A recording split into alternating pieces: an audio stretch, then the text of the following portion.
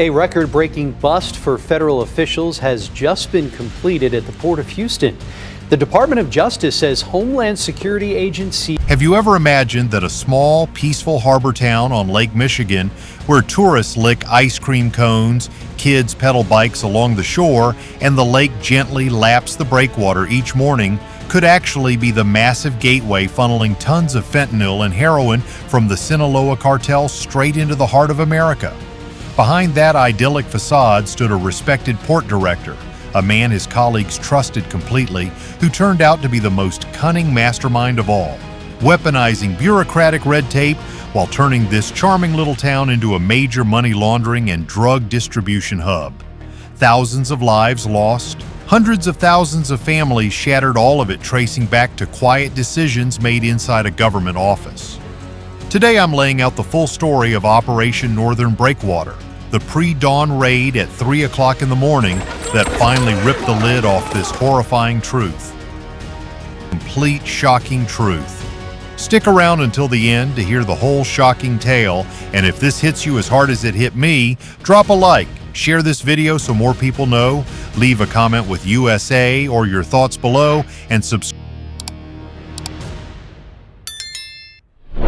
To every smuggler daring to funnel deadly poison into the heart of America, we will find you, and we will eliminate you without mercy. This is not a threat, it's a promise. We have exhausted all patience. Decisive action is our only path. At 3 a.m. on the quiet western shore of Lake Michigan, the lake lay black and glass smooth, its surface broken only by faint ripples brushing against the old concrete pilings of a modest harbor. To the locals, it was just another serene morning. Fishing boats bobbing, summer tourists lazily licking ice cream cones along the shaded, tree-lined boardwalk. Crime in these parts rarely climbed above stolen bikes or teens sneaking beers past curfew. But on that fateful night, under the sickly yellow wash of sodium lamps, something far more sinister was unfolding in the darkened shadows, a truth no one there could have imagined. Unmarked trucks rolled in, their tires whispering against the pavement as they neared warehouses that had been locked down, silent for hours. Massive container ships glided into the docks after midnight, their engines humming so softly that they didn't disturb a single soul. In the thick shadows, hundreds of federal agents from multiple agencies lay in wait, their eyes locked on every minuscule movement. At exactly 3:05 a.m., the eerie stillness shattered with a bone-rattling shout. FBI, DHS, and DEA agents erupted from their hiding spots in perfect sync. This wasn't just another routine customs check. It was Operation Northern Breakwater, an all-out offensive designed to tear apart, piece by piece, a vital artery in the sprawling drug empire that had slithered its way deep into the heart of the American Midwest.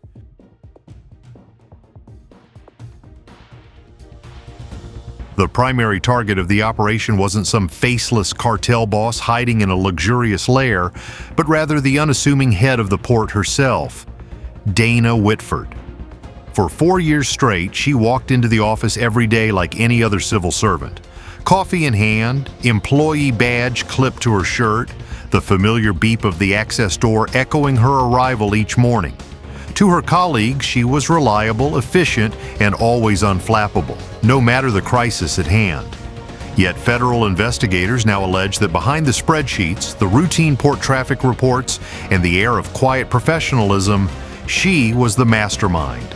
A shadow queen who had methodically turned a humble harbor into a central hub in the sprawling drug empire, funneling poison straight into the heartland.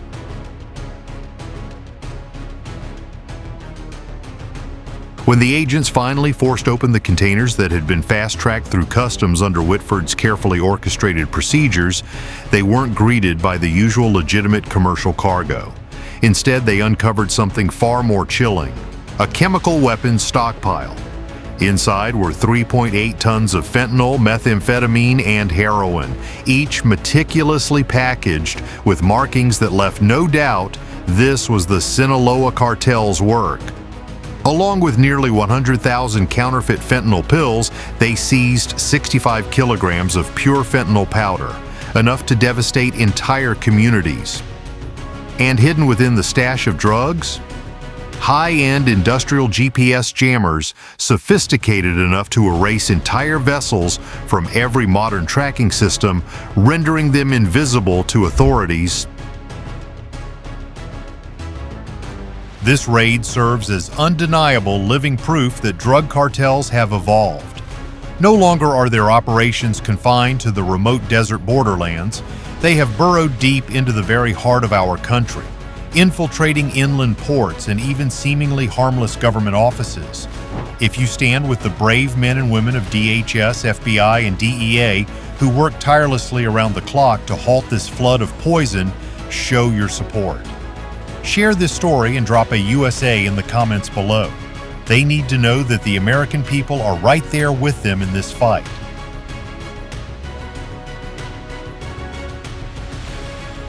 Dana Whitford wasn't just turning a blind eye to wrongdoing. Investigators argue that she was the mastermind, the architect who transformed a sleepy lakeside town into the logistical epicenter for one of the most lethal criminal organizations on Earth. Her genius didn't lie in guns or brute force. It lay in her chillingly precise ability to blend seamlessly into the bureaucratic machinery, hiding in plain sight. When she assumed control as port director in 2016, she didn't rush in with drastic reforms. Instead, she quietly observed, studying every inspection protocol, every grueling shift that left workers drained, and every tiny crack in the system, deliberately exploiting each vulnerability that humans had created.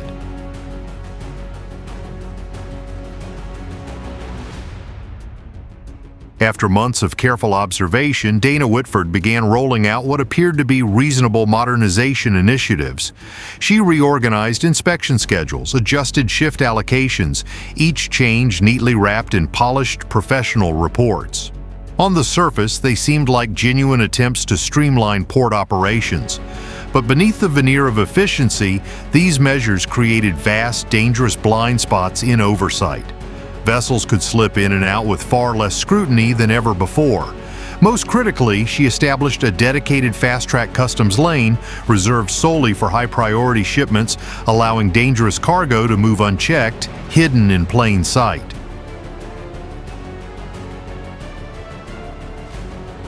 To the overseeing agencies, the procedure seemed flawless.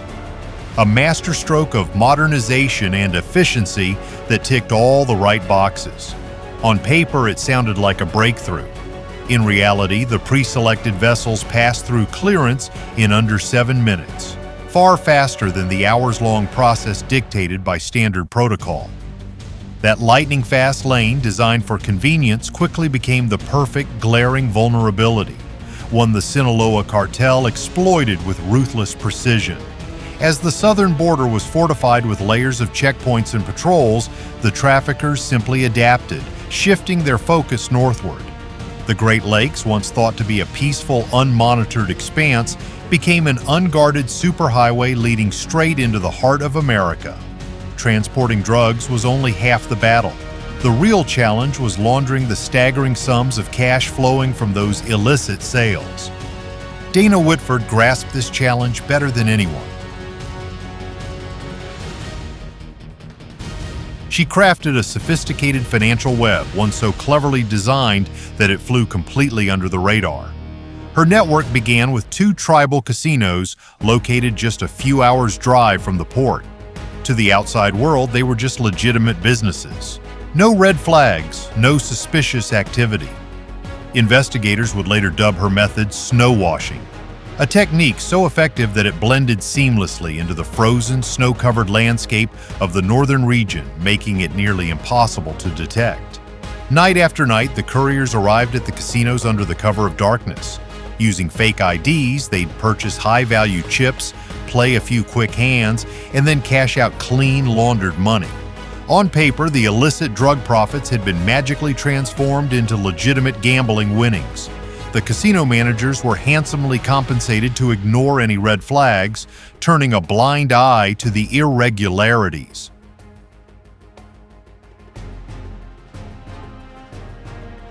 Many regular patrons still recall the strange, unfamiliar faces that appeared at odd hours. Silent figures placing massive bets without a word, only to disappear just as mysteriously as they had arrived.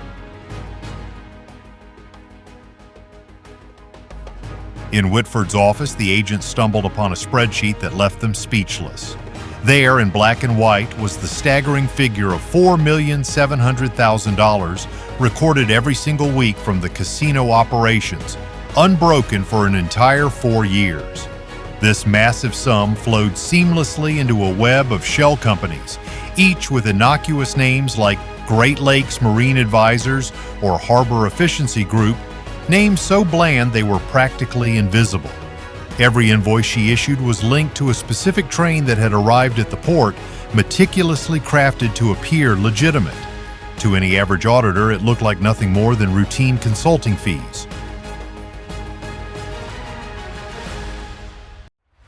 In truth, each line item on those invoices represented a shipment of drugs that had slipped through security checks unnoticed. According to federal estimates, this single route had laundered a staggering $163 million in illicit funds. While the dirty money flowed smoothly and undetected, the impact on the communities across northern Michigan was devastating. Overdose deaths skyrocketed by an alarming 310% in just 3 short years. Once peaceful rural counties now face death rates 45% higher than those in major cities, an invisible epidemic ripping apart entire towns, all while the cartel's money machine continued to hum in the background. Emergency crews began receiving calls from places that had never even imagined the presence of powerful drugs. From the quiet docks of fishing boats at dawn to the isolated restrooms at small gas stations, first responders found themselves administering Narcan more often than ever before. While overdose death rates had been climbing steadily since the turn of the century, this period marked an unprecedented explosion. The drugs weren't just sitting dormant in storage warehouses, they were spreading quickly throughout the surrounding areas, infiltrating even the most unsuspecting corners of northern Michigan.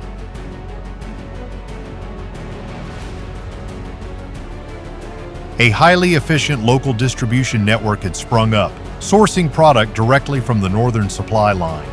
The true human toll, however, was impossible to fully measure. 7 high schools, stretching from Traverse City to Gaylord, suddenly found themselves battling clusters of drug-related incidents. Teachers began noticing a sharp chemical odor, the unmistakable scent of synthetic substances lingering in hallways and locker rooms. One veteran teacher later told investigators that she had witnessed students collapse right in the middle of class, their bodies succumbing to the drugs before anyone even realized what they had ingested.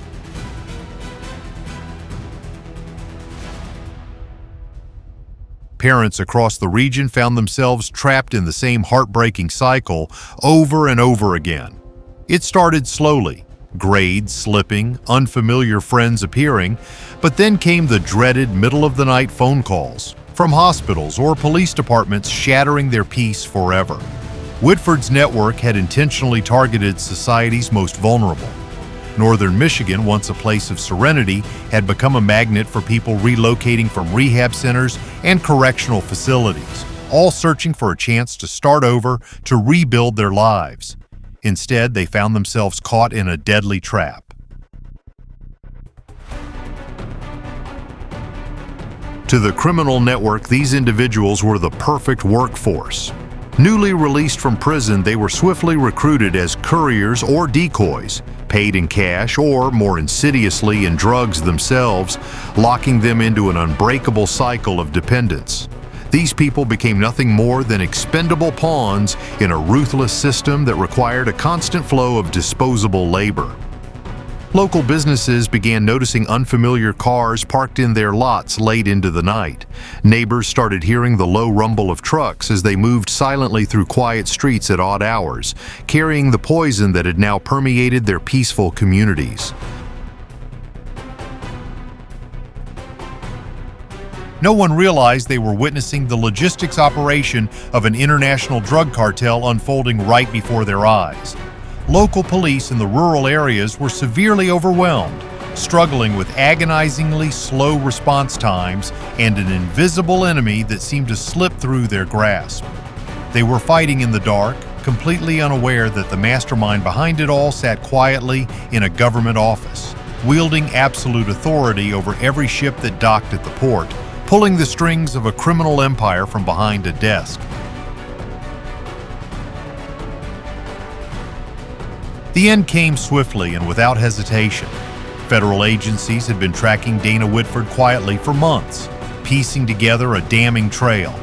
They uncovered financial anomalies through the Treasury Department, customs clearance schedules that didn't match the profiles for high-risk cargo, and a shocking spike in overdose cases that aligned perfectly with her shipping records. Once the evidence crossed the threshold of certainty, there were no gentle notifications or warnings. The moment had arrived. They launched a full-scale assault knowing that the time for subtlety was long over.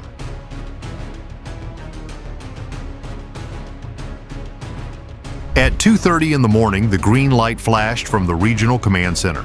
Just 10 minutes later, 620 agents from the FBI, DHS, DEA, and supporting units launched a coordinated strike on 41 pre-identified locations. Warehouses, vacation cabins, storage facilities, and the hidden backstage areas of the casinos all hit simultaneously. Tactical teams smashed through doors, ripped hinges from their frames, and surged inside with the precision and speed of a lightning storm, ready to dismantle the operation once and for all.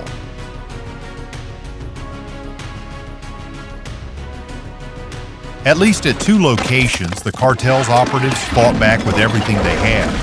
Gunfire erupted, the sound echoing through the night as a fierce firefight raged for 14 minutes amidst the maze of steel shipping containers and stacked pallets. It wasn't until the last holdout was either forced to surrender or fell that the operation began to calm. Coast Guard helicopters soared low over the lake, their searchlights cutting through the darkness with blinding precision, intercepting small boats desperately trying to escape toward international waters. Roadblocks sprang up quickly along the major highways, stopping pickup trucks loaded with drugs and stacks of cash, cutting off their escape routes before they could vanish into the night.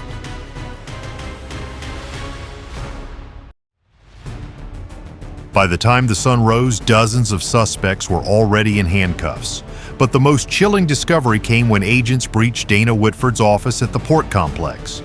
There, they uncovered $2,300,000 in cold, hard cash, neatly packed into waterproof rolling suitcases, along with over $500,000 hidden in various other secret spots.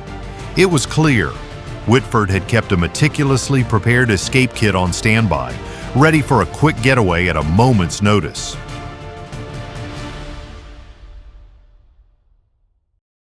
They also seized 14 access cards granting entry to restricted port areas, cards that belonged to no official employees, along with a fully loaded 9mm handgun placed within easy reach. Dana Whitford herself wasn't taken into custody until 7 hours after the operation began. She had been hiding in a rented cabin near Torch Lake. When agents closed in on the property, she emerged quietly, both hands raised, her face weary but showing no resistance. No defiance. She surrendered without a fight, the weight of her betrayal now clear in the emptiness of her gaze.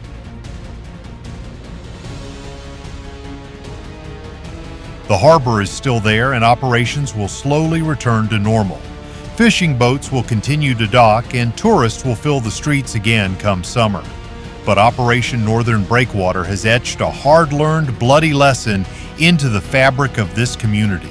One that can never be forgotten. From 1999 to 2022, the United States lost more than 727,000 lives to opioid overdoses. These deaths weren't random accidents, nor were they a natural tragedy. They were a direct consequence of the nation's infrastructure being systematically infiltrated from within. They exploited domestic sea routes, highway corridors, and rail lines to spread their poison far and wide. And at the heart of it all were insiders within the system, people who turned public roadways into the very bloodstream that carried the drugs. Drug cartels no longer had to risk dangerous desert border crossings. Instead, they could move horizontally, slipping through small ports, regional airports, and quiet, unsuspecting towns, unnoticed, unchallenged, and unfazed.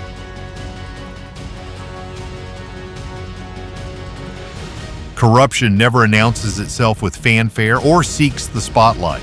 It slinks through everyday signatures, routine administrative approvals, and dry consulting invoices, each one seemingly innocuous. No one has the time to scrutinize every detail.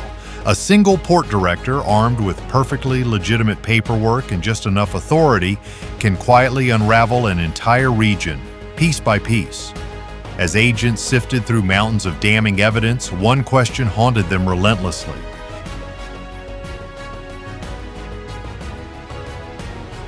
How many other Dana Whitfords are still quietly sitting in positions of power across the vast Great Lakes region? How many mid-level officials are subtly reshaping the landscape, all because thick envelopes were slipped into the right hands? What do you think about those within the system who aid and abet drug cartels? Should they be held to the same level of legal responsibility as the kingpins themselves? Do they deserve the maximum sentences? Drop your thoughts in the comments below. This is the real face of the war we're up against. Stay vigilant because the battle is far from over.